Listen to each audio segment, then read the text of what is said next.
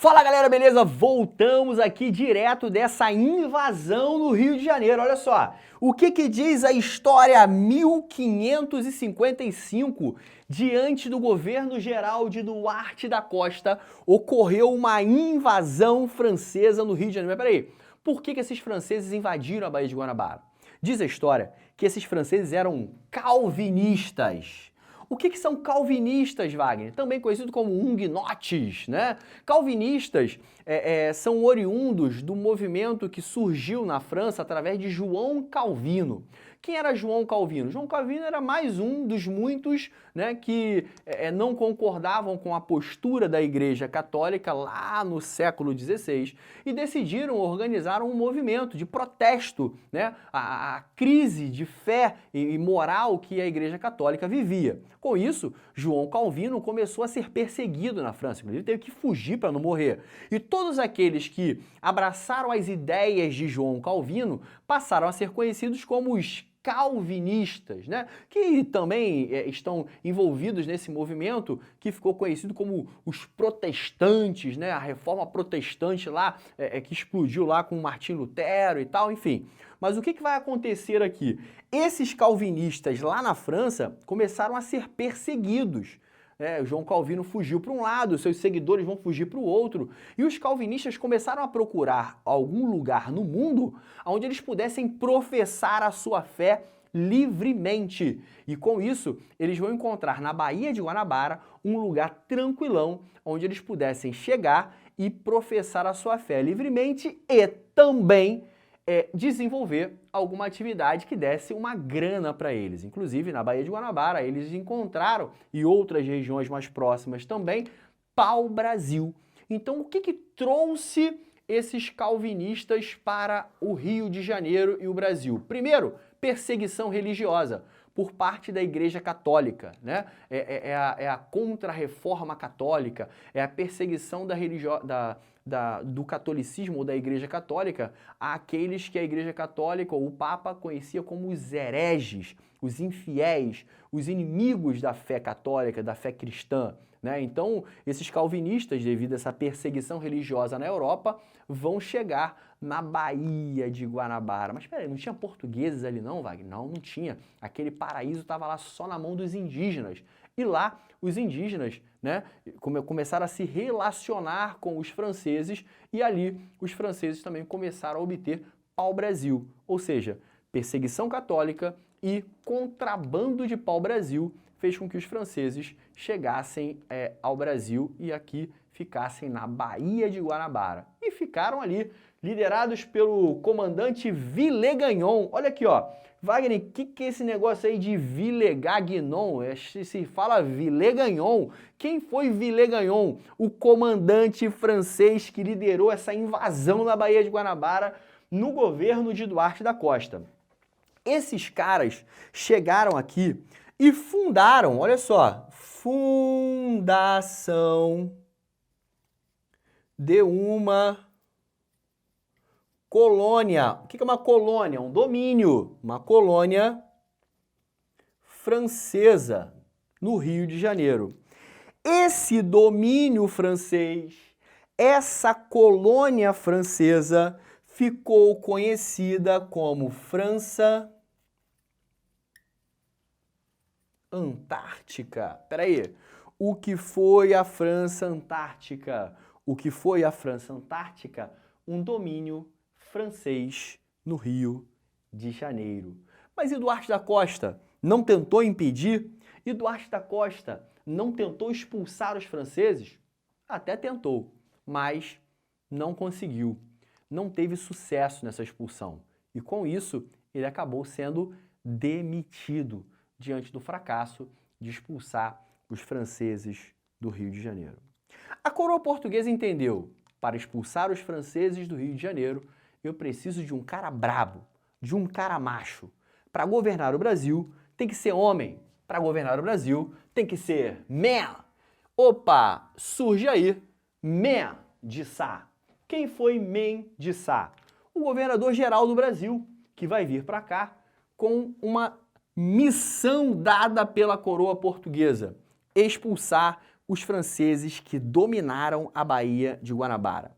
Esse cara vem para cá, Mendes Sá, iniciando um novo governo geral. E aí vai avaliar a situação e vai ver que para expulsar os franceses da Baía de Guanabara, ele vai precisar de ajuda, ele vai precisar de apoio, ele vai precisar de homens para travar uma guerra e expulsar os franceses do Rio de Janeiro.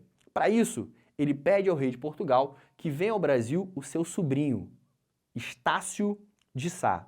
E aí, Estácio de Sá chega ao Brasil.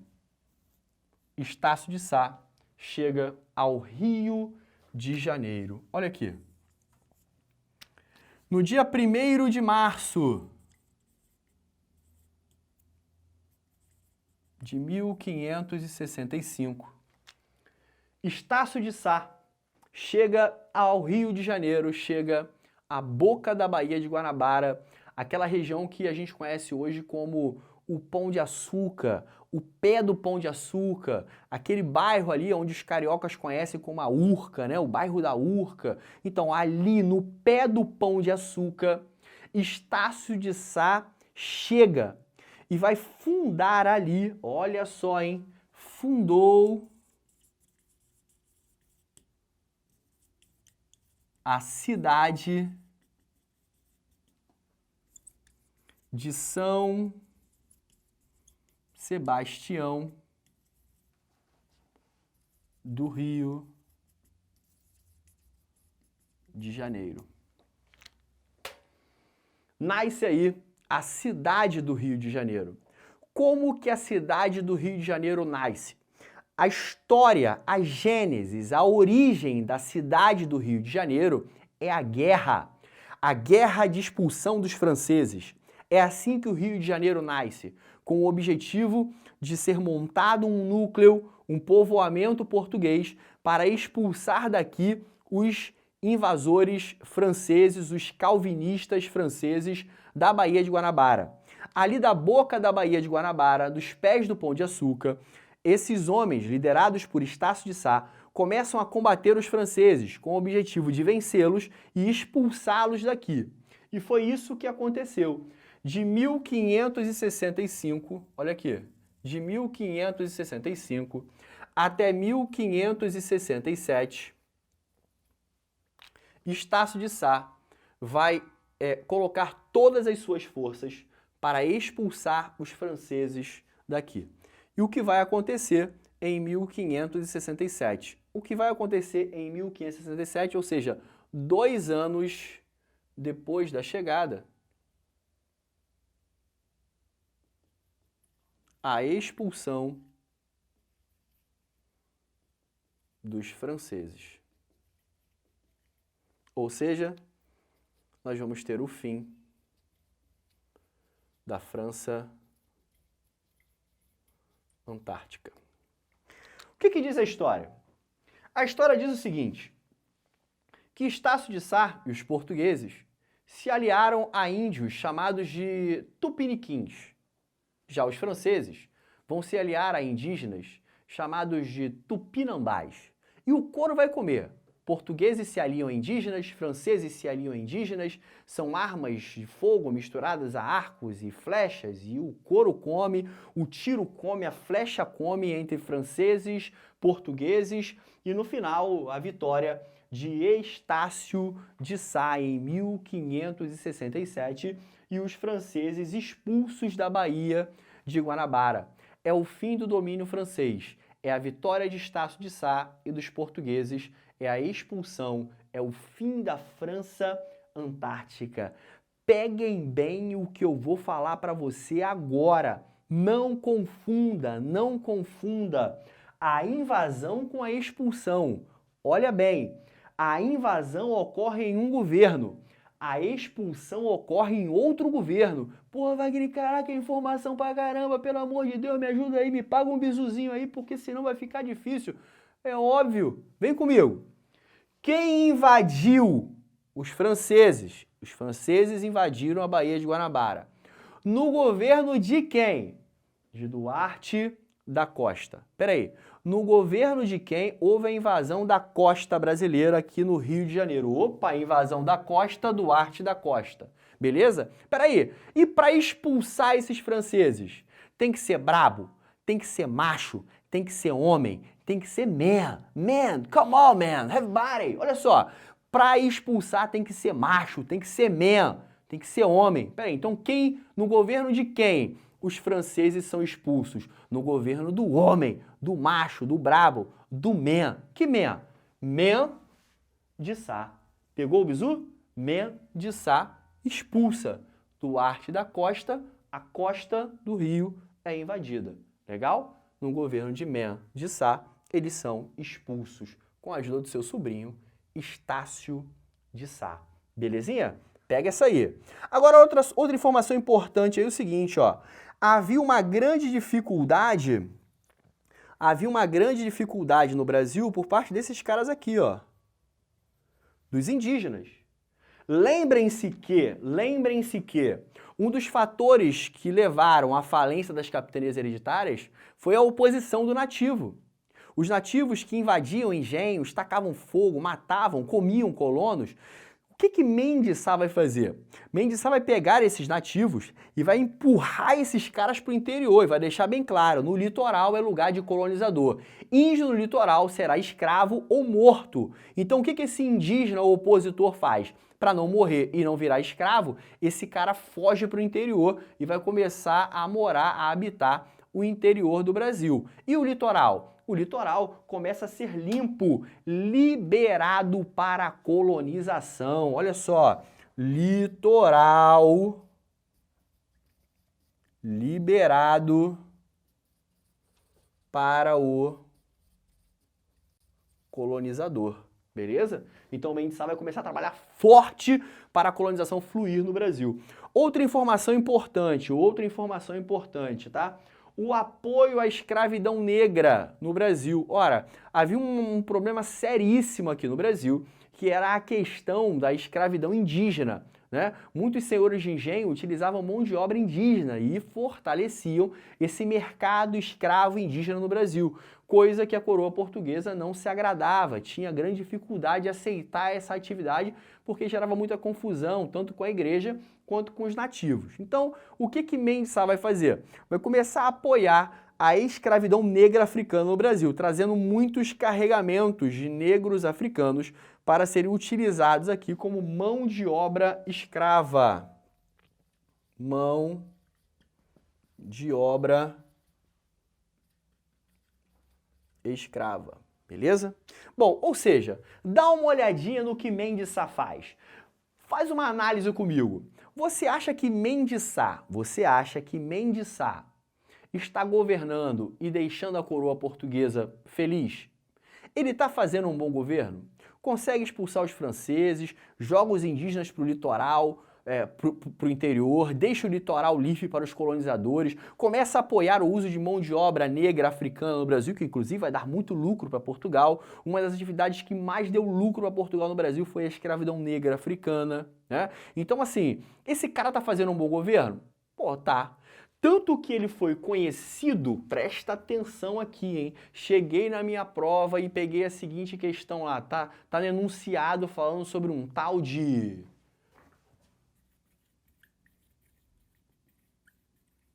consolidador do governo geral. Pera aí. Quem foi o consolidador do governo geral? Quem é conhecido como consolidador do governo geral? Mendes Sá, pô. Mendes Sá é conhecido na história como o consolidador do governo geral. O cara que firmou a visão do governo geral no Brasil, que fez a coisa funcionar no Brasil. Mendes Sá, o consolidador do governo geral. Só que o que vai acontecer? Ora, nós vamos chegar ao final do governo de Mendes Sá. E com o final do governo de Mendes Sá, o que vai acontecer? Bom, a coroa portuguesa vai definir um sucessor para ele, né? Mendes Sá vai vir a morrer e aí a coroa portuguesa determina, né, que seja enviado para o Brasil um sucessor para Mendes Sá. É um tal de Dom Luís de Vasconcelos. Dom Luís de Vasconcelos. Esse cara veio de Portugal, atravessando o Atlântico para chegar ao Brasil. Só que quando ele vem de Portugal, atravessando o Atlântico, a sua comitiva vai ser atacada por piratas franceses. Piratas franceses. E esse cara vai morrer em alto mar diante desse ataque. Moral da história, esse novo governador nem chega a tomar posse no Brasil. O sucessor de Mendes Sá morre diante de um ataque de piratas franceses. Diante do temor de uma nova invasão francesa, foram os piratas franceses que mataram o sucessor de Mendes Sá. Com medo de uma nova invasão, olha só, analisa bem comigo. Os franceses invadiram em 1555 e aqui ficaram até 1567. Foram 12 anos de invasão francesa.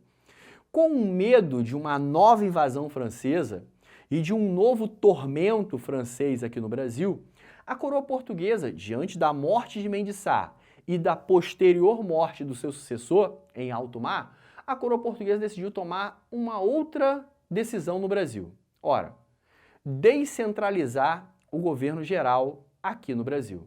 Se o governo geral foi a centralização do poder, ou seja, colocar o Brasil nas mãos de um só representante do rei, agora com a morte de Mendes Sá e de Dom Luís de Vasconcelos, o seu sucessor, a coroa portuguesa achou por bem dividir o Brasil em duas partes e entregar o Brasil, ao invés de um governador, nas mãos de 2 governadores. E com isso, também dividir o Brasil em 2 partes ou colocando no Brasil 2 capitais e 2 governadores gerais.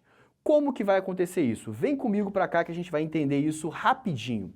Com a morte de Mendes Sá, olha só, Mendes Sá, o consolidador do governo geral, morre, 1572.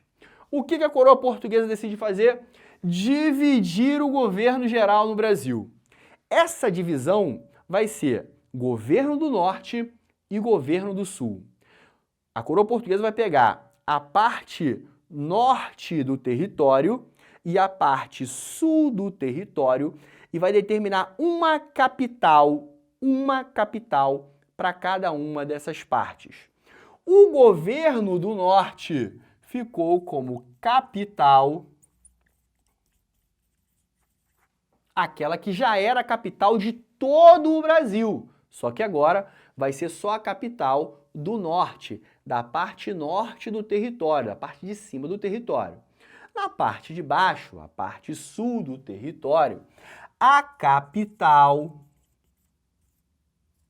vai ser o Rio de Janeiro, ou seja, com a morte de Mendes Sá, com a morte do seu sucessor, a coroa portuguesa temendo um novo ataque francês, o que vai fazer? Dividir o governo geral no Brasil. Governo do Norte, capital Salvador, governo do Sul, capital Rio de Janeiro.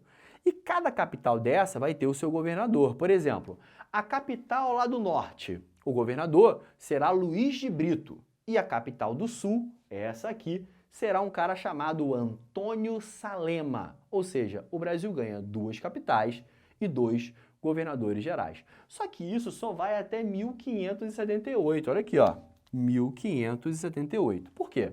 Em 1578, a coroa portuguesa vai fazer uma avaliação dessa divisão do governo geral e vai ver que, na verdade, não surtiu o efeito que eles decidiram ou que eles pretendiam ter, né? Que era um maior desenvolvimento e segurança. Ou seja, ela vai voltar a centralizar a administração do governo geral. Ou seja, o que estava descentralizado nas mãos de 2 governadores vai passar para a mão de um só governador. O que tínhamos 2 capitais, agora teremos uma só capital. E com isso, em 1578, nós vamos ter uma nova centralização. E a capital, única e exclusivamente, será Salvador. Beleza? Peraí, Wagner, e o governador geral? Tínhamos 2, agora vamos ter só um só? Sim. E quem vai ser o cara? Opa, agora Lourenço da Veiga será o governador geral do Brasil nesse novo momento de centralização do poder. Belezinha, galera? Temos aqui né, os anos iniciais, esse processo de desenvolvimento do governo geral no Brasil. Belezinha, galera? Espero que você tenha gostado e até o próximo vídeo. Valeu? Fé na missão, Brasil!